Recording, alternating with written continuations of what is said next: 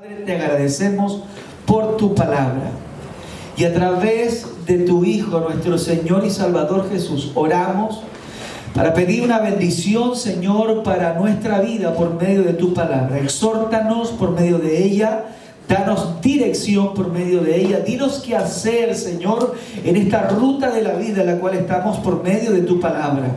Sana, Señor, nuestro corazón por tu palabra, Señor. Dios amado, restaura nuestra vida espiritual, aumenta, Señor, nuestra convicción, Señor, en ti por medio de tu palabra. Si alguien está caído en el camino, levántale, Señor. Habla esa palabra precisa, Señor, que solo ellos necesitan. Te lo pido, Dios, para la gloria de tu nombre. Amén. Puede sentarse, por favor. Que Dios le bendiga. Este diálogo, hermanos, que vemos ahí en la Biblia, cuando Jesús le pregunta a un hombre, le dice a él en el verso 23 de San Marcos capítulo 9, si puedes creer, le dice, antes de seguir, le dice, si puede creer, al que cree, todo le es posible. Se lo pregunta a un hombre, Jesús de Nazaret, le pregunta a una persona común, esta pregunta porque este hombre tenía un problema. Y el problema que este hombre tenía era que tenía a su hijo que estaba endemoniado. Estaba endemoniado. Y el demonio sacudía a su hijo y lo golpeaba y lo llevaba de un lugar a otro y lo azotaba. Y aún otros quisieron ayudar al hijo de este hombre, pero nadie lo había podido ayudar, ni aún los seguidores presenciales de Jesús pudieron ayudar a este endemoniado. Solamente Jesús hizo por este joven lo que nadie más había podido hacer. Pero Jesús, antes de hacer esto en la vida del hijo de este hombre, le hace esta pregunta en San Marcos 9, 23. Si puedes creer, si puedes creer. Y ese es el principal problema que existe hoy en las personas. El principal problema no son las faltas de oportunidades y tampoco el principal problema del ser humano no tiene directa relación con las enfermedades que hoy existen, ni tampoco el problema mayor del hombre es el estrés o la depresión que hoy día está tan de moda, ¿no? Todos dicen, estoy estresado, pastor, me siento deprimido. El principal problema que enfrenta la humanidad no tiene relación con eso, sino que el principal problema es el creer. Es el creer. Allí radica el principal punto de esto. Porque del creer depende la esperanza o la desesperanza. De allí depende todo esto, de el creer o no creer. Bendito es el nombre del Señor. Aún muchos pueden estar escuchándonos a través de una radio en esta mañana, o muchos pueden estar en este salón en esta mañana, amén, pero no creen. No sé si usted será de aquellos que creen o que no creen. Porque el hecho de que alguien esté por una emisora o por una radio escuchando no da señal de que esa persona crea o no. Porque aún Jesús, teniendo a una persona enfrente, le hace esta pregunta: ¿puedes creer? ¿Se puede creer? Ahora, cuando no se cree es porque se ha perdido la fe. Cuando no se cree es porque se ha perdido la fe, porque el creer va de la mano con la fe. Y cuando se pierde la fe, entonces estamos frente a una persona que no tiene cimientos y tampoco tiene una base sólida en su vida, porque cuando hay cimientos y pilares sólidos en la vida de esa persona, aunque la tierra tiemble a su alrededor y el futuro de esa persona se vea inestable, se vea difícil, se vea una incertidumbre hacia el futuro, esa persona estará firme cuando hay pilares y una base sólida en la vida de aquel ser humano. Por lo tanto, la fe y el creer genera un pilar, genera una base en la cual esa persona se asienta, genera una base sólida. Como alguien diría por ahí, es cuando alguien construye una casa, antes de construir tiene que generar una base. Tiene que generar ya sea apoyos de hormigón, tiene que generar un radier, tiene que generar un cimiento, un sobrecimiento, para que la construcción de aquello se mantenga en el tiempo. Ahora, Jesús habla un poco de esto allí en el Evangelio de San Mateo, capítulo 7, verso 24, y dice: y cualquiera pues que me oye estas palabras y las hace, le compararé a un hombre prudente que edificó su casa sobre la roca. Y descendió la lluvia y vinieron los ríos y soplaron los vientos y golpearon contra aquella casa y no cayó porque estaba fundada sobre la roca. Jesús está diciendo que la vida de las personas que están asentadas sobre una base sólida difícilmente van a caer frente a los embates que el diablo pueda provocar en la vida de aquella persona o frente a las circunstancias que tengas que vivir. Cuando tu vida no está sólida, cuando tu vida no está sentada sobre un cimiento firme, espiritualmente hablando, serás presa fácil. Las situaciones te van a derrumbar, las situaciones te van a tirar al suelo, porque no hay una base sólida en la vida de aquellas personas. Me gusta lo que señalan las Sagradas Escrituras en el Salmo 46, versículo 2 en adelante, y dice: por tanto no temeremos, aunque la tierra sea removida y se traspasen los montes al corazón del mar, y aunque bramen y se turben sus aguas y tiemblen los montes a causa de su braveza. El Salmo 46, verso 2 al 3 nos enseña de que Dios es nuestro amparo. Gloria a Dios. Pero cuando yo no creo, ¿en qué me sujeto? Cuando yo no creo, ¿en qué me puedo amparar? Algunos hoy, muchos, quieren creer, pero no pueden. Muchos anhelan y gimen en su corazón y desean creer, pero no pueden porque se sienten solos, se sienten tristes y se sienten desamparados, se sienten vacíos por dentro. Quieren creer, pero no pueden. Pero aquellos deben entender que lo que ellos decidan hoy en su vida y en su corazón marcará dónde irán el día de mañana. Gloria a Dios, así es, Señor. Lo que decida la gente hoy marcará dónde van a ir el día de mañana.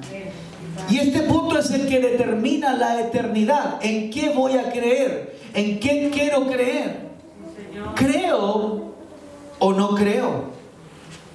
Esto no se trata de lo que Dios pueda mostrarle. Se trata de abrir su corazón, nuestro corazón, para que luego Dios entre y luego recién ahí Dios pueda mostrarle a usted lo que Él puede hacer con su vida. Gloria a Dios, así es, Señor. No se trata de que Dios me muestre de que Él es real. No se trata de que Dios me muestre antes de que yo crea el poder sobrenatural que Él tiene. Dios desea que yo primero crea. Amén. Cuando yo veo esta historia de este endemoniado, el hijo de este padre, veo que lo primero que Jesús hace antes de mover su mano milagrosa en favor de este joven, Jesús le pregunta si es que creía. Así es, Señor. Le pregunta a su padre: ¿tú crees que yo, ese creer estaba diciendo, ¿tú crees que yo puedo hacer algo? Gloria a Dios. ¿Tú crees que yo puedo sanar a tu hijo en este instante? Amén. Gloria a Dios. Entonces todo parte en el creer.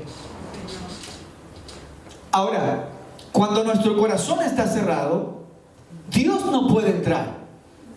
Y si Dios no entra, difícilmente yo voy a lograr creer en algo de Dios, porque mi corazón está cerrado. Yo debo abrir primero mi corazón, para que luego cuando Dios entra en mi corazón, Él entonces me muestra lo que Él puede hacer conmigo y con usted. Gloria a Dios. Me recuerda el texto del libro de los Hechos, capítulo 16, versículo 31, en donde Pablo le dice al carcelero, ellos le respondieron: cree en el Señor Jesús y serás salvo tú y tu casa. La salvación viene Gloria a Dios. cuando yo creo.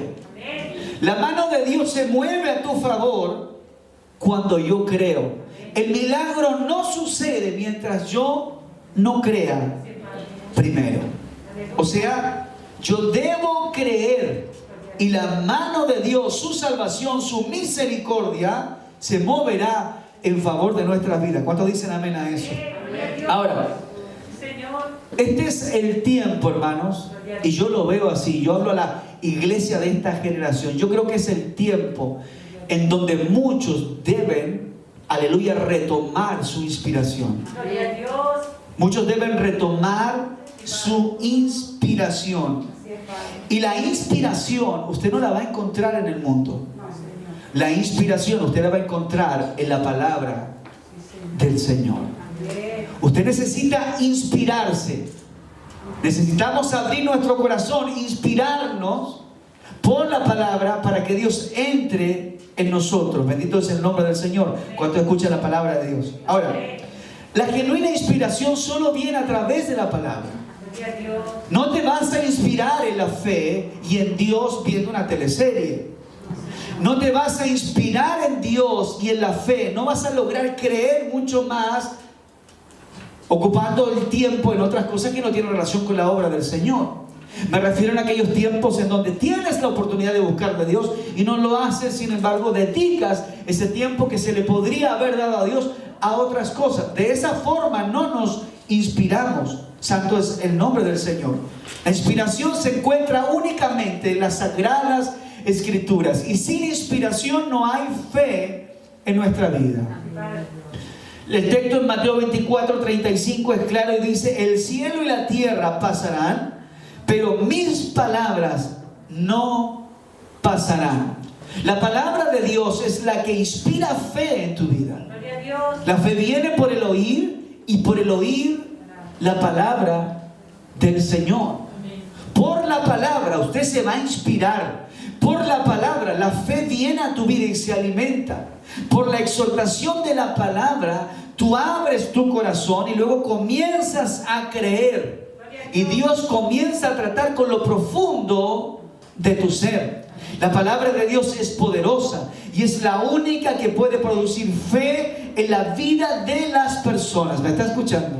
Ahora, cuando la iglesia muere espiritualmente es porque dejaron de creer en Dios y en lo que Dios puede hacer. Alguien se pregunta y dice: predicador, ¿hay iglesias muertas espiritualmente? Aunque son iglesias, sí. Cuando las iglesias mueren espiritualmente es porque ya dejaron de creer en el poder de Dios, en el poder del Espíritu Santo, en lo que Dios puede hacer y provocar por su palabra. Bendito es el nombre del Señor. Y cuando la iglesia muere espiritualmente, se convierte en un grupo que solo funciona dentro de un sistema humano, litúrgico, mecánico, dogmático, religioso y sin visión. Y escuche bien, la visión no es lo que yo quiera hacer. Mucha gente con dinero puede hacer muchas cosas. La visión es hacer lo que Dios quiere que yo haga. Por lo tanto, cuando la iglesia muere espiritualmente, aunque tenga un letrero, aunque tenga personas, aunque tenga un coro, esa iglesia va a estar fría, apagada. No se va a sentir ni el fuego de Dios ni nada, porque habrá muerto espiritualmente. Simplemente es una iglesia mecánica. Santo es el nombre del Señor. Y Dios es mucho más que liturgia. Dios es mucho más que un sistema. Dios es mucho más que un dogma. Dios es mucho más que una religión. Dios es mucho más que reunirse en cuatro paredes. Dios es poderoso. Bendito es el Señor. El apóstol Pablo lo sabía y lo dijo en 1 Corintios capítulo 2 verso 4, y él dice: y ni mi palabra ni mi predicación fue con palabras persuasivas de humana sabiduría, sino que fue con demostración del Espíritu y de poder, para que vuestra fe no esté fundada en la sabiduría de los hombres, sino que vuestra fe, le dice Pablo a los Corintios, esté fundada en el poder de Dios. Pablo dijo a los Corintios: yo no vengo a ustedes con un sermón teológico, yo no vengo a ustedes con un conocimiento humano, yo vengo con demostración y poder de lo alto, para que la base de ustedes no sea un sermón aprendido, sino sea el poder de Dios que se haya manifestado a su vida a través de ese sermón. Puede haber un sermón, pero si no hay unción, no es lo mismo. Simplemente será un discurso político que no le llegará absolutamente a nadie. Y hoy no necesitamos discurso político en los altares, necesitamos palabra de Dios sazonada con el poder del Espíritu Santo. ¿Por qué? Porque es el Espíritu Santo el que trata con la gente. Es el Espíritu Santo el que redarguye, es el Espíritu Santo el que convence, es el Espíritu Santo el que bautiza, es el Espíritu Santo que habla a nuestra vida. Entonces hay iglesias muertas espiritualmente y Pablo dice, esto no, esto es algo vivo, esto es algo poderoso. Yo no les he predicado humanamente, yo les hablo con la unción del cielo, dice el apóstol Pablo. Santo es el nombre del Señor. Por lo tanto, el poder de Dios es necesario, la presencia de Dios es necesaria. La transformación, los milagros, la autoridad divina es necesaria en la iglesia de nuestro Señor y Salvador Jesucristo. Y como ya para muchos no es importante, entonces tenemos a gente que ya no cree y que ya no tiene inspiración de las Escrituras. Bendito es el nombre del Señor. Ahora, la Biblia muestra que sin importar lo que yo esté viviendo hoy, sin importar lo que me esté golpeando hoy, yo no debo permitir que eso me robe la fe. Y de esto voy a predicar en esta mañana. Eso era la introducción, lo que le estaba diciendo. Cuando nos roban la fe. Y no le voy a hablar de la mercadería de la fe que algunos hacen. Yo voy a hablar que cuando te roban la fe. Hay un texto en la Biblia que está en el pasaje de San Lucas 8:43, en donde dice que había una mujer, y usted lo conoce, que durante 12 años de su vida estaba enferma. Tenía una enfermedad que nadie se la había podido curar.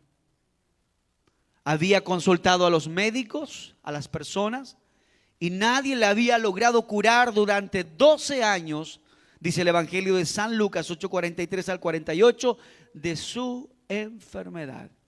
Había perdido prácticamente su dignidad, había perdido todo su dinero, le habían prácticamente quitado todo lo que ella tenía, pero lo que ella tenía en su corazón no se lo habían podido quitar, y eso se llamaba fe. El poder creer que aún en esta situación Dios puede hacer algo. El pasaje de la Biblia dice que esta mujer, cuando sabe que Jesús de Nazaret estaba en un determinado lugar, se abre paso entre la gente, se abre paso entre la multitud. Y había tanta gente que rodeaba a Jesús de Nazaret en aquella época, que en su desesperación de sus 12 años de enfermedad, va, cruza entre medio de la gente y toca parte del manto de Jesús. Ella creía que Dios podía hacer algo. A pesar de su gran enfermedad, ella sabía que algo podía pasar en ese día. Y ella se esfuerza y toca, dice la Biblia, el manto de Jesús. Y Jesús inmediatamente, aleluya, notó que esta mujer le había tocado. Jesús notó que alguien le había tocado.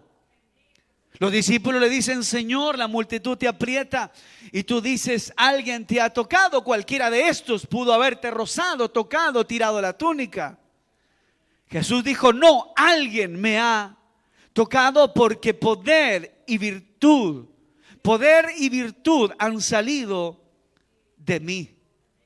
Muchas personas pueden estar cerca de Jesús, pero no todos lograrán tocar a Jesús. Los únicos que tocan a Jesús son aquellos que creen en Él. Los únicos que reciben la misericordia, la compasión y el milagro de Dios son los que creen en Él. Puedo decir por el texto que todos los que rodeaban al maestro ese día no tenían la fe que esta mujer tenía. No tenían la fe que ella tenía. Porque se tuvo que abrir paso en medio de la multitud. Y vemos entonces cómo la fe de esta mujer provocó una transformación en su vida. Ella creyó. Y las ataduras, aleluya, fueron desatadas. Las enfermedades desaparecieron. El dolor se fue, la tristeza se fue, la angustia terminó. Y ese día aquella mujer volvió a sonreír. En ese momento Jesús cambió la vida de esta mujer. El Señor cambió la vida de esta mujer. Puedes perder todo en tu vida, pero si no has perdido la fe en Dios, eso es suficiente para salir adelante. Puedes ser golpeado por un montón de situaciones en tu vida, pero si aún crees en tu corazón que Dios está contigo, que algo puede hacer al Señor, saldrás adelante. Siempre lo he enseñado, no se trata de lo que yo puedo hacer, se trata de lo que Dios puede hacer con la vida de un hombre, con la vida de una mujer, con la vida de un joven, con la vida de una iglesia que cree en Dios, en su poder y en la autoridad de su palabra. Podríamos preguntar, ¿y entonces por qué tenemos a tantas iglesias espiritualmente muertas? Podríamos preguntar entonces, ¿por qué tenemos a tanta gente que no quiere creer en Dios?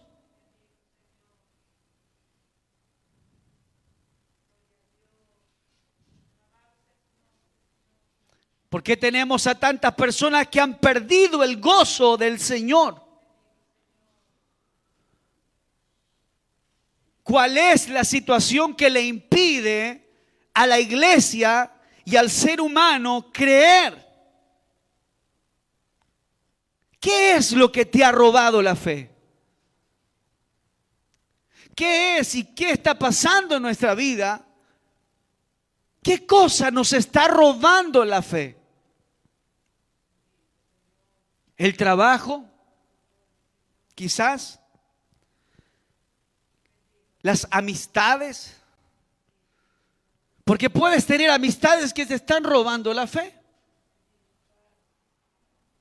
Tú sales de una reunión del día domingo, un servicio como este, sales animado, sales contento, sales feliz. Dios trajo paz a tu corazón, Dios marcó un enfoque, una dirección para tu vida. El Señor te llenó con su presencia, sales feliz. Pero luego llegas a tu casa, llegas a tu barrio, llegas donde tu familia y te encuentras con gente que no es cristiana. Te encuentras con colegas de trabajo que no son cristianos y muchos de ellos te roban la fe. Porque te dicen, si Dios no existe, pruébame que Dios es real, dime, muéstrame un milagro. Y ponen dudas en tu corazón y esas amistades te están robando la fe. Y muchas veces aún los consejos de tus propios amigos te roban la fe y no te dejan creer. Santo es el nombre del Señor.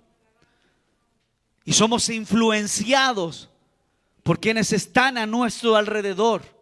Nos influencian, no vayas a la iglesia hoy.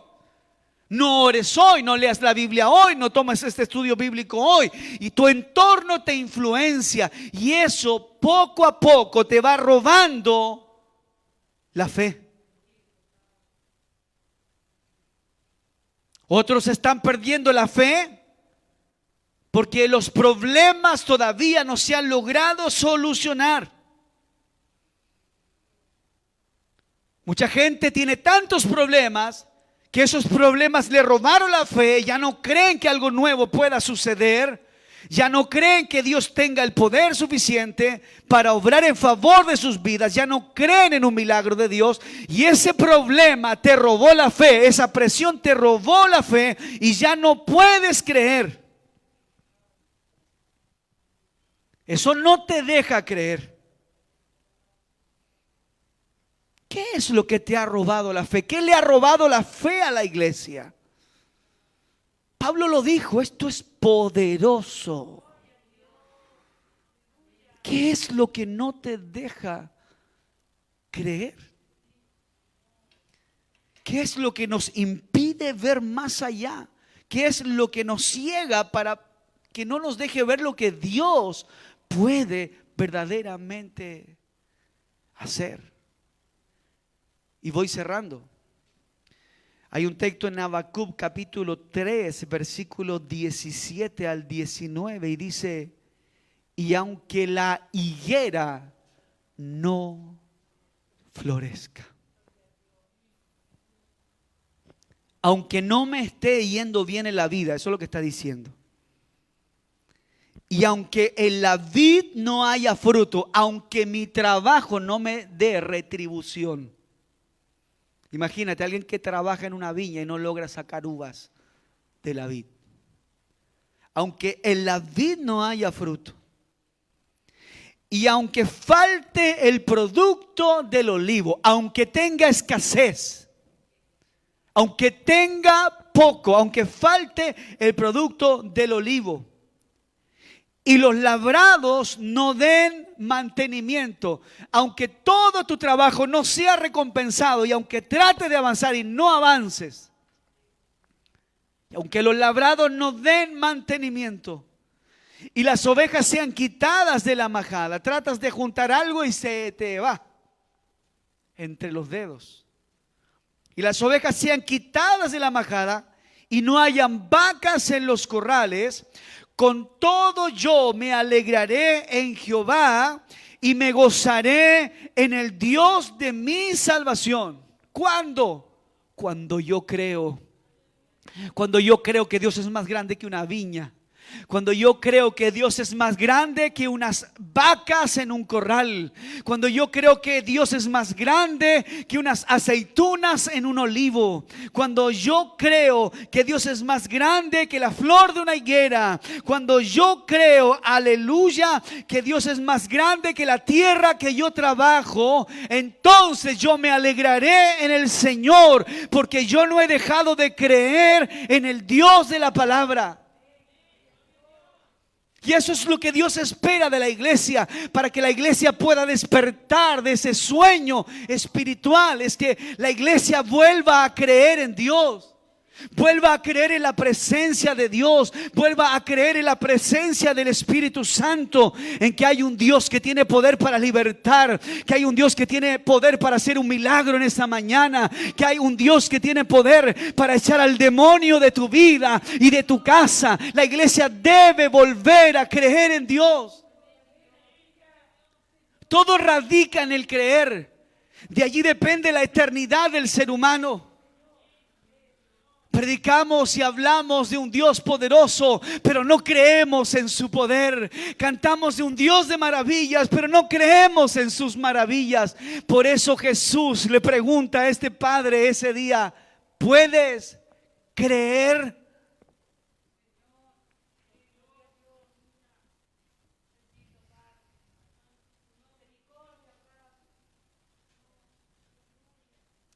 Es cuando, como por ejemplo, cuando tú hablas con alguien y tú le dices: hermano, ¿tú crees? Sí, no, sí creo. No, pero ¿crees? No, sí creo, no, pero ¿de verdad tú crees que Dios puede hacer algo aquí? Y esto no, yo no estoy hablando de super fe.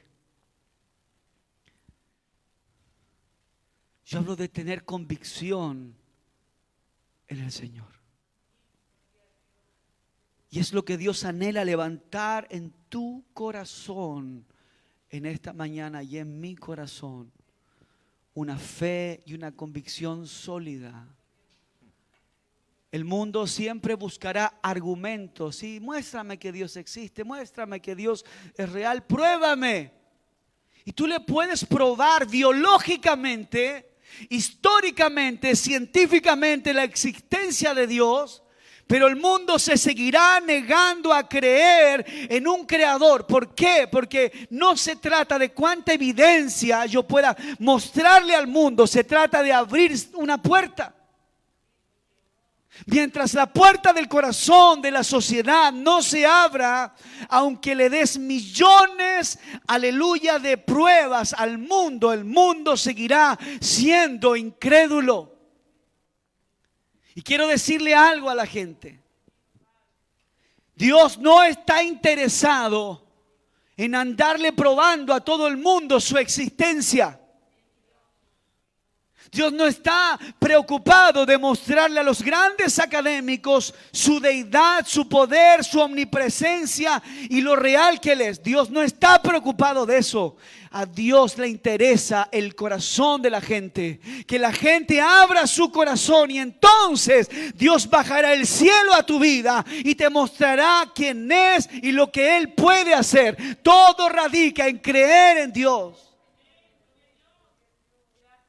Por eso Pablo le dijo al carcelero romano, cree. No le dijo lo que pasa, llena esta ficha, firma acá, vístete de esta manera. No, primero le dijo, cree. Y luego Pablo le dice, y serás salvo tú. No serás salvo si primero no crees. Primero cree y luego yo te salvo, dice el Señor. Y tú serás salvo y tu casa será salva. Todo radica en el creer. Y hoy el mundo, hoy debemos reconocerlo, y el propio diablo nos ha robado la fe. Y yo creo, yo no sé usted, pero yo creo que es tiempo de recuperarla. Es tiempo de pisotear aquello que nos está robando la posibilidad de creer nuevamente en Dios. Como aquellos días cuando tú decías, sí, Señor, yo sé que tú lo vas a hacer. Siento tu voz, siento tu presencia. Oh, sí, Señor, tú estás trabajando y tú creías. Tú abrías tus ojos y veías una realidad diferente. Veías todo gris, todo oscuro, pero cerrabas tus ojos y decías, amén, Señor. Oh, Señor, el mundo está en tus manos. Tú vas a hacer algo en esta situación. Tú creías. Pero hoy día no creemos, hoy cuestionamos y decimos, ¿será verdad? ¿Será que es posible? ¿Será que Dios existe? ¿Será que Él lo puede hacer? Tú sabes que el creer dice que es la certeza. El creer es fe y es la certeza de lo que se espera y es la convicción de lo que no se ve. Tener fe en Dios es creer aunque no le vea. Es creer aunque no le sienta. Es creer aunque no me haya demostrado nada. Es creer aunque todos me digan que no es real. Es creer aunque todavía no se haya materializado lo que Él me ha dicho que yo voy a recibir. Eso es creer, y Dios quiere que vuelvas a creer en Él. De allí radica la respuesta, de allí radica tu estado emocional, tu estado espiritual, el cómo te vas a parar frente a la vida, el creer en Dios.